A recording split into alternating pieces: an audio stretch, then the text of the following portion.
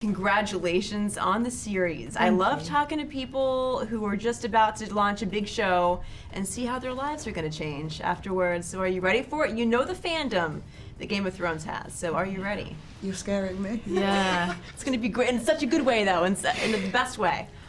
I think we're still incredibly naive about it all and just... Yeah, the keyword's denial. Yeah, living under rock. Ignorance is bliss. Ignorance is bliss. What you don't know can't hurt you. Yeah. I don't know, it's very hard, isn't it? Because, we've only seen the first episode, so we haven't seen the whole series. Yeah. It's very hard to know.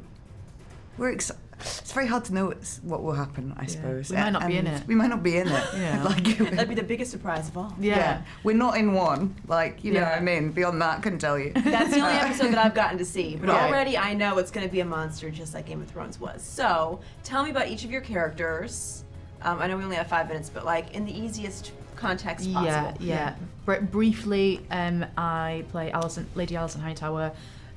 Best mates to Rhaenyra Targaryen, the realm's delight, the princess, and my father is the hand to the king, and quickly realise that I am a pawn in his political agenda. Rhaenyra is eldest child to King Viserys Targaryen. She doesn't expect to inherit any power. She's born a girl, was the pity, and women in this context live in a really restrictive environment, and she is born knowing that her father needs a male heir, and that she is not that male heir. And so she's a person who feels a bit like an outsider within her own family, and certainly within the court.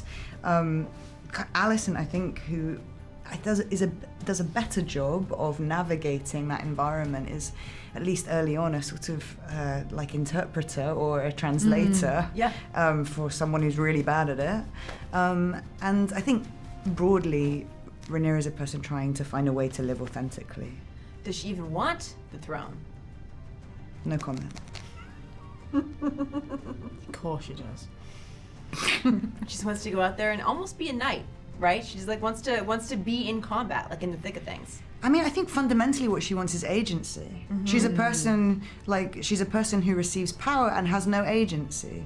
And so she's someone who's reaching out for actually a masculine freedom wherever it's available, because she sees, for example, her uncle Daemon, they're very alike, and yet the rules are applied completely differently. Right. And he has the freedom to access everything she craves, and she is always looking to push at the edges of womanhood, of the space afforded her. And eventually she starts sort of carving out a new space to occupy. Yeah, I mean, while we're talking about gender roles, first non-binary, I believe, person cast in the Game of Thrones franchise. How does that feel?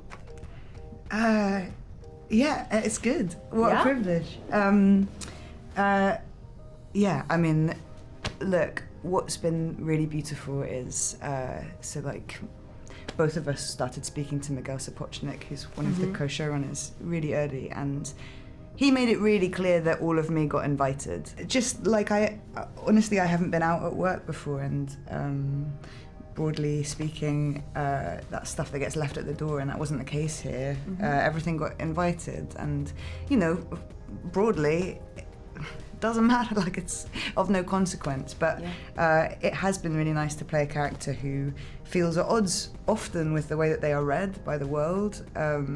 And I do feel that that's something that I am deeply interested in and have some experience in. So it's, that's been an interesting part of this whole process.